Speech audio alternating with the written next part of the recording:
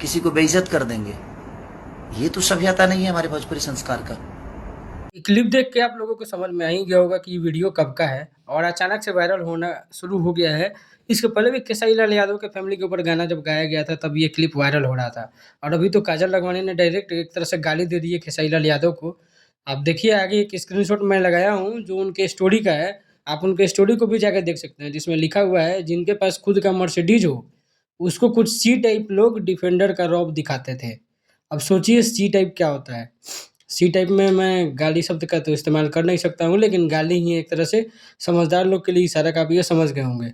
अब काजल लखमानी जो इतना ज़्यादा पूरा फ़ॉर्म में है, इनका गाना 1 मिलियन से ज़्यादा क्रॉस कर गया है और इसलिए इनका भाव और ज़्यादा तेज़ी से बढ़ गया है और ये पूरी तरह से पीछे पड़ गई हैं। खेसारी लाल तो कभी-कभी स्टेज शो पे बोल देते थे, लेकिन इनका गाना इतना ज़्यादा अभी पूरा मतलब माहौल क्रिएट किया है कि गाना पे लगातार व्यूज़ जा रहे हैं और खेसारी लाल यादव को लाइव अगर इस पे कुछ न कुछ बोलना ही पड़ेगा, ऐसा हम लोगों को लगता है। आप अपनी राय ज़रूर दीजिएगा कि इस तरह का गाली का इस्तेमाल करना चाहिए या नहीं। मिलते हैं अगले वीडियो में, सब्सक्राइब करना ना भूलें।